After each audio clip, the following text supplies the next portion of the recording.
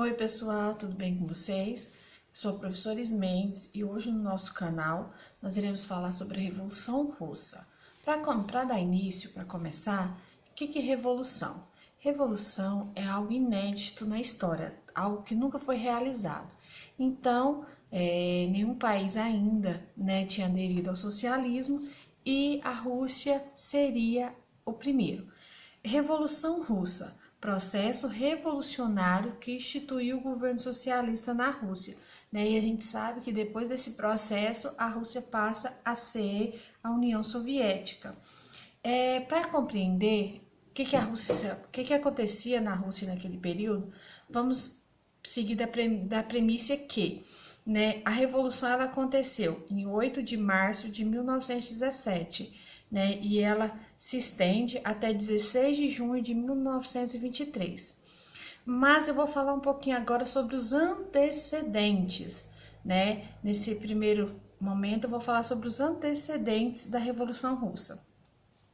A Rússia passava sobre o regime do czarismo. O que é o czarismo? Algumas pessoas pronunciam czarismo, outras czarismo, tá? Mas significa a mesma coisa, rei, soberano, tá? Então, falava Czar Nicolau II, Significava, por exemplo, o rei, o nobre Nicolau II. Então, era importante para a Rússia esse czar? Era interessante para a Rússia? Não, porque esse monarca, esse czar, ele tinha o poder absoluto. A Rússia não tinha uma constituição, então tudo o que valia era a palavra do czar, a vontade do czar. Sem falar que ele administrava o país de forma autoritária. E a Rússia, diferente do que a gente conhece hoje, um território rico, naquele período a maior parte da população vivia de forma miserável, e o czar não estava nem aí para essa situação das pessoas, reprimia essas pessoas de forma violenta mesmo, não aceitava a opinião das pessoas, E aí em 1905, lembrando que eu estou falando dos antecedentes da Revolução Russa, em 1905, a Rússia ela entra numa guerra contra o Japão. Mas como assim? As pessoas estavam vivendo de forma miserável e mandar soldados para uma guerra? Pois é, a Rússia ela perdeu de forma humilhante e perdeu até parte de seu território para o Japão nesse conflito. Então as pessoas estavam descontentes com a situação que estavam vivendo financeira e ainda perdendo pessoas na guerra. E aí então pensaram, vamos organizar uma passeata pacífica. O que é uma passeata pacífica? Você sai para as ruas, fala a palavra de ordem, mas sem ofender as pessoas, sem quebrar nada, sem tampar os seus rostos. E aí então saíram para as ruas para essa passeata pacífica. E então o czar não quis nem ouvir o que pensavam, qual era a proposta deles, não. Simplesmente ordenou aos soldados que matassem todas as pessoas que estavam ali naquela passeata, Essa passeata aconteceu em São Petersburgo, na Rússia. E os soldados mataram todas as pessoas que estavam presentes ali naquela passeata. Beleza, esse episódio ficou conhecido como Domingo Sangrento, ou também ensaio para a Revolução. Por que ensaio? Porque quando de fato acontecesse a Revolução em 1917, eles iriam falar, olha, vamos lembrar daquelas pessoas que lutaram para essa causa que hoje nós conquistamos, Então seria conhecido como Domingo Sangrento ou ensaio para a Revolução. E aí então as pessoas viram que deveriam se manifestar com mais frequência. Foi aí então que surgiu um partido, o POSDER. O POSDER, a sigla significa Partido Operário Socialista Democrático Russo. As ideias são com base, né, nas ideias de Karl Marx sobre o socialismo, né? E quem que era a liderança maior desse partido? Lenin. Vocês não podem esquecer desse nome. Esse nome nós iremos falar do início até o final da Revolução Russa. Lenin, Vladimir Lenin. E aí, então, pessoal, esse partido, assim como a maior parte dos que nós conhecemos hoje, tiveram as suas divergências.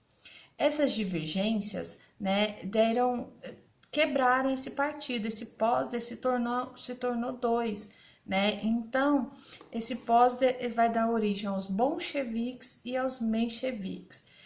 Quem são os bolcheviques? Os bolcheviques, maioria. E quem lidera os bolcheviques? Vladimir Lenin. Os mencheviques, né, significa minoria, né? Justo Martov é quem comanda os mencheviques. E aí, então, esses partidos começam a se manifestar, a querer fazer mais. E aí, então, né, após essa passeata pacífica que teve lá atrás, em 1905, o czar percebeu que não estava fácil, não, que a população não iria se calar com a pobreza, com as dificuldades que estavam passando, não, ainda enviando pessoas para a guerra, né, faltando até mantimentos, não tinha nem o que comer os soldados. Foi aí então, né, que o czar ele viu que não estava bom pro lado dele, não aguentou a pressão popular e convocou a Duma. Duma é o mesmo que um parlamento, é o mesmo que a gente vê hoje o Congresso Nacional, né, o parlamento de deputados, um grupo de deputados estaduais. Então, assim também era a Duma. Disse que iria convocar, só que isso era só uma estratégia para acalmar a população e a população ficar quietinha. Peraí, hora que passar, eu volto atrás e ninguém vai se lembrar de nada. Pois bem, a população se acalmou e o czar, né, não fez nada. Tudo continuou igual, de forma agressiva, perseguições. E aí, então, em 1914, o czar decide que a Rússia vai participar da Primeira Guerra Mundial. Né? Em 1914, a Rússia foi um dos primeiros países a entrar no conflito. Mas espera aí, tinha condições de entrar no conflito? Nem um pouco. Né? A população estava vivendo de forma miserável, lembrando. Né? E aí, então, né, os soldados decidiram, né, não apoiar mais o czar. Não estavam mais aguentando a situação que estava vivendo a população da Rússia. E aí, então, um dia, né, a população reivindicando que queria sair da guerra e queria acabar com aquilo tudo, que não estava aguentando mais, o czar ordenou aos soldados novamente para que matassem, né, todas aquelas pessoas que estavam ali reivindicando mudanças.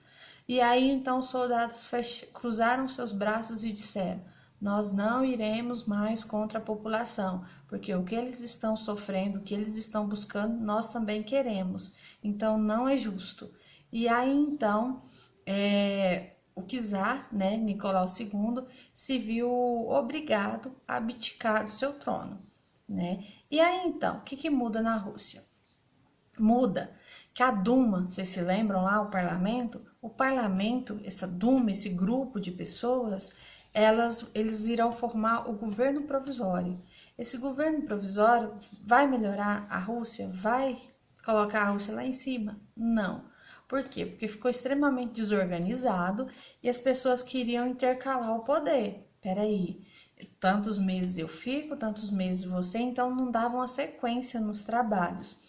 Cada hora alguém assumia. E quando o czar ele sai de cena, Lenin, lembrando lá o líder dos bolcheviques, ele retorna para a Rússia, né? Porque ele tinha sido exilado, expulso da Rússia. Por quê? Porque era contra o pensamento, as ideias do czar. E então ele volta para a Rússia com dois lemas que fazem toda a diferença. O que são lemas, pessoal? É o mesmo que são frases que as pessoas vão ficar, né, interligadas naquilo para poder compreender o pensamento da pessoa. Com dois lemas: pão, paz, pão.